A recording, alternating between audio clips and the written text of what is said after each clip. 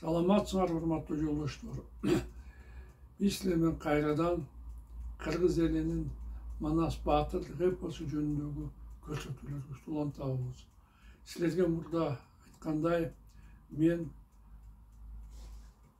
Манасчы Саякбай Сагынбай Орозбаковдун варианттын негизинде кара сөз түрүндө эпос өзөктүү Манас романын жазганмын. Мына бул китеп силердин көз алдыңарда турат.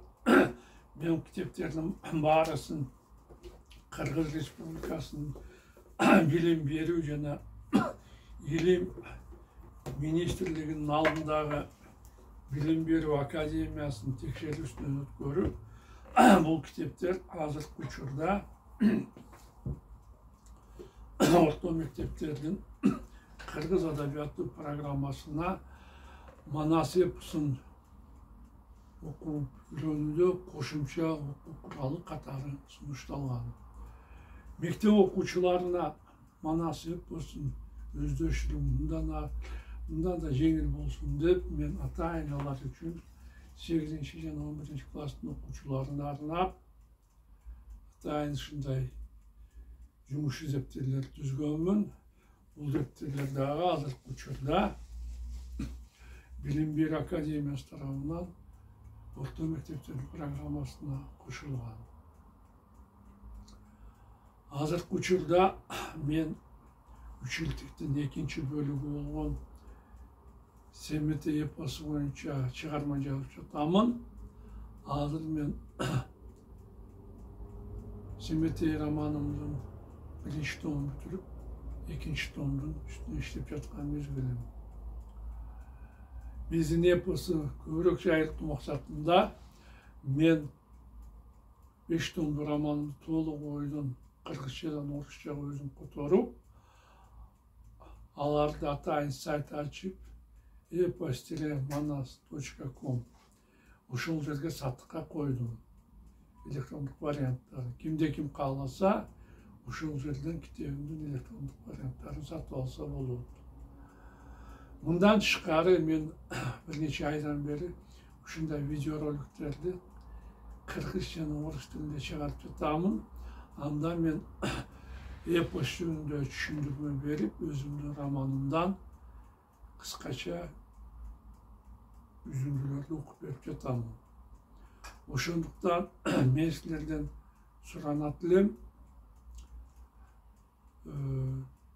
бул жерде бир жагдай бар. Ушул видеороликтер, мен чыгарып жаткан видеороликтердин орус тилиндеги түрү азыркы учурда дүйнө жүзүнүн 112 тилиндеги субтитрлер менен коштолуп жатат. Мунун өзү эми Манас эпосу менен дүйнө жүзүнүн ар кандай жашоочусу өзүнүн эне тилинде же өзү жакшы билген тилде тааныша алат дегенди билдирет. Ошондуктан мен силерден суранат элем, биздин бул видеороликтер жөнүндө өзүңөрдүн тууган ыктарыңарды, тааныш билиштериңерди, дос жарларыңарды, жакынкы жана алыскы чет мамлекеттерде жашап жаткан ушул адамдарга биздин видеороликтер жөнүндө билдирип койсуңор. Мунун өзү менен силер Манас эпосун жайылтууга өз салымыңарды кошкон болот элеңер. Мына мен эпос жөнүндө кыскача айтайын дегеним ушул. Эми силердин уруксатыңар менен мен өзүмдүн романымды окууну улантсам. Эмне себептен алар Манаска барган жок? Бакырды Атемирхан. Биринчи кезекте күйөө балага баруу аялы менен кызымдын милдети эле го. Өздөрү барбаса да кыз келиндерди жөнөтүп, Манастын тамак ашын караса болбойт беле? Кандай акмакчылык? Бул мезгилде 40 баатыр шаардын ичине дүрбөлөң салып, Ürüp çıkan itlerin bağrın savap, nava için tanrıların bir talkalap, oradan gözü çağıp gideceğiz işte. Munukkan Sani Rabi'nin lapası, orta boylu, arık çıray, kara kaşlı, uzun çaşlı, akşimal, akmama, ayavay kapı olup, açılığına kızına karadı. Balam, dedi Baybiçi, Manaska barıp koy desem, makul olboy, bizi bir otolu joklatırgan boldu. Sıyın menen bolup, anın aldına barıp koysam, emne olatılır. Apasın jeme сөздөрүн Sani Rabi'ga buzura düştü. Manaska barбай, aşa çağıp ketken jokмун bu? Al akmaktık kılıp, bölmeme kelip, kol salgandыкtan jinim gelip, kanjar menen anı jararar kılmadım bu. Keyin konokko kelgenden keyin anı жазалайын деп атайынаға барбай koydum. Kız kelinlerdi, başka kızmatçılardı. Anın janına jibere koygon menмин. Бирок Manas ушунчалык кызгычуу сала тургандыгы эч оюма келбепти.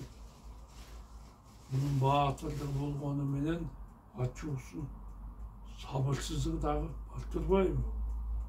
Эмне кылсам? Manaska барып, анын көлүнүн жумшарткандан башка айла жок. Алдынан чыгып, baatырды жөрүштүп, eli jurtumdu kırıktan saktap kalayım деп ойлогон kız ajарын sala apasına karadı. Apa, dedi Sani Rabi'ga, kantip elimdi savatıp, kordatıp koyayım. Men Manastın aldından çıkıp, bunu toktatamın. Açıulangan emen kantip toktatosun. Suroğlu karadı kızına, akmama. Kapa bolbo, ne? Men azыр анын никесине келүү үчүн алдына барам. Манас баатырдын ушундай кылаарын аңдаган Sani Rabi'ga мурдатан 60 нөкөр кызын кызыл-тазыл кийинтип даярдап коюпту.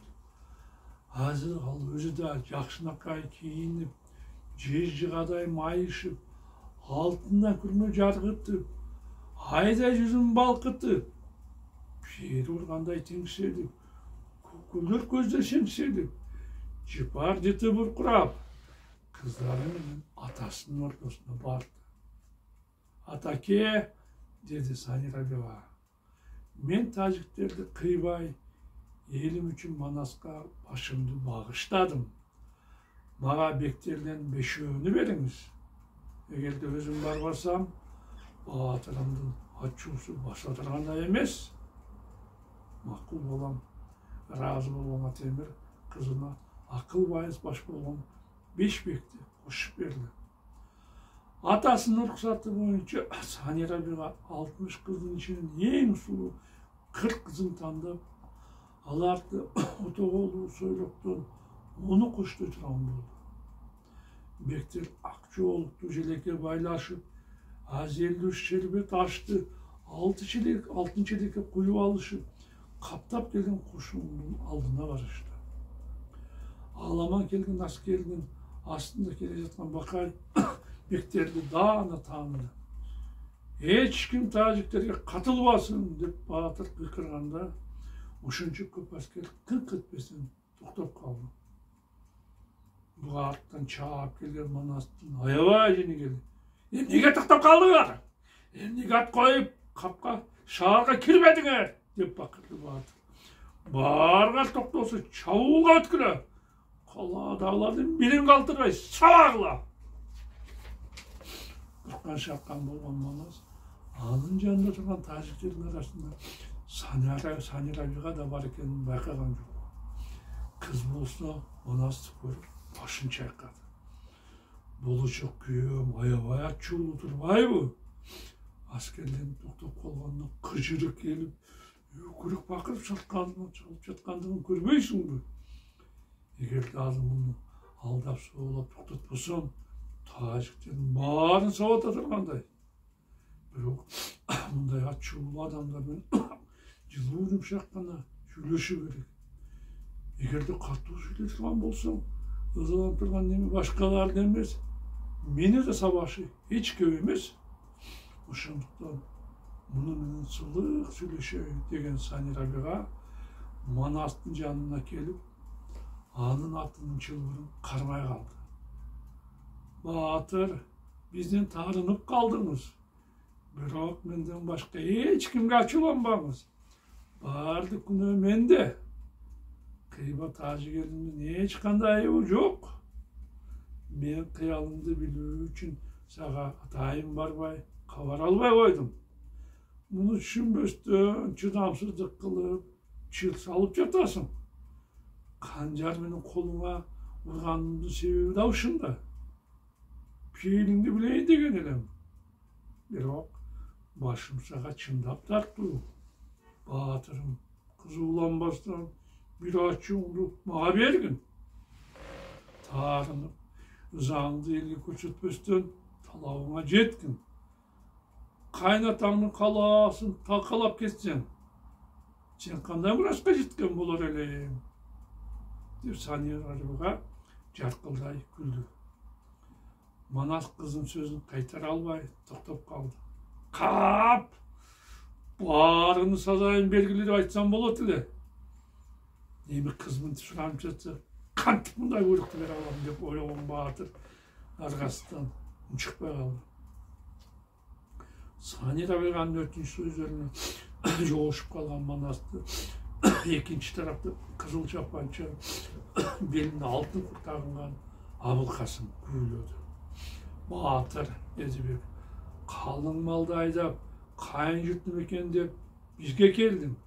Жезеке, капылет калкты жебеңиз. Итчилик бизден кетти.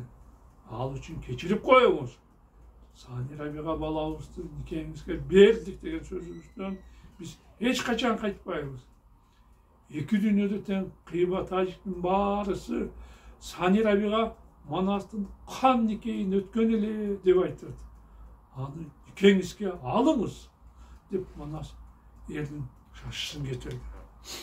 Баяктан бери инисин ачуусунан коркуп, чыкпай турган Бакай Манастын мурчуюп, жоокерлерге калаага келүүгө буйругун бере албай жаткандыгын көрүп, сүйүнүп кетти.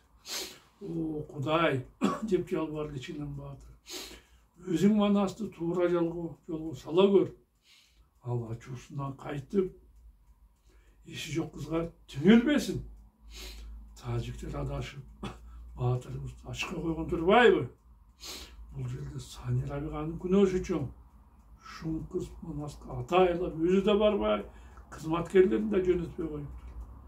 Эми болсо күнөөсүн тоолуу бойдон мойнуна алып, Манастын никесин өткөнгө ыраазылыгын берди. Энем буга жибип, эмне дээрин билбей туруп калды. Тажиктер да кызынын сөзүн кубаттап жатышат. Аларга кошулуп, Манасты сүрөйүн. Кудай жалгап, энем сөзүбүзгө кирсе, максатыбызга жетип, адептүү, акылдуу келин менен эли журтубузга кайтып кетебиз деп ойлогон Бакай тажиктерге кол көтөргөн болду. Биз да Сани Рабиганын Манастын кан никейин өткөнүнө күбө болдук, кыйкырды баарына коза Бакай. Чыт жатак тынчтык жолу менен чечилгенине кубанган Абылкасым аттанып, журтуна айгай салды. Сани Рабиганы биз аны самап келген Манастын никейине бердик. Түркө эл кыргыздар муну жакшы түшүнбөй калышты. Алар Атемирдин кызы кандын никейинде деген сөздү угушуп, кыздын аты Канекей экен деп ойлошту. Келинибиздин аты Канекей турбайбы деп, ошондон кийин Сани Рабиганын кылымдар катары Канекей атка калды. Кыргыздардын аскери токтогондон кийин гана Атемирдин мачтай көзү ачылып, өзүнө келип, казыначыны чакырып, 100 000 тилден кыз күйөөнө деп чачтырды. Кыргыздар алып алган 300 төө наардын үчөөнө кызыл тилде зар жүктөлгөн экен. Ошону кыргыздар муну биз садагага чачтык деп дешип, алар да садагага чачылып, кара мал, алтын, күмүштөн тажиктердин башын адашты. Тажиктер менен кыргыздар калаага келгенде Атемирдин ушул кезге чейин Манаска эмне себептен көңүл бурбой жүргөндүгү билинди. Кан баатыр үчүн ысыкта жакшы болот деп аябай мыктылап боз үйдү тиктиргенин баары көрүштү. Атемир Кашар дөбө боюна, Кара суунун боюна келиндин үйлөрүн тиктирип, аларды тажиктердин бийлери башкара башташты. Үйлөрдүн биринде Каныкей өзүнүн шебин жайды. Манастын колуктуусу жерге бир тактайды койгортуп, үстүнө бүт жүктөрүн барча, буулум, үрүйө, мамык, атлас, шайы, туардан жасалган 600 жуурканды, 60 алтын чайдооз данканды жүздүртүп элдин оозун ачтырды. Ошондон кийин кыргыздарда такта коюп жүк жыймай адат болуп калыптыр. 40ка тигилген 40 үйдө 40 би кызмат кылып жүрүштү. Эң улуусунун курагы 18'de, аягы 16,5 жаштагы Каныкейдин 40 нөкөр кыздары bir-birden үйгө киришти. Саниянын жанындагы жакын үйгө Наркүл келди. Анын жанына Аруке, Арукенин жанына Сыягүл, Улуубат, Кыяпат, Батмасал, Буруназ, Сейилсан, Сейилкан, Үшкүлүү, Санамкан, Азеркан жана башка кыздар орун алышты. Мына урматтуу жолдоштор, биздин убактыбыз соңуна жетти. Мен силер менен коштошомун. Кайрадан жолугушканча саламатта калыңар.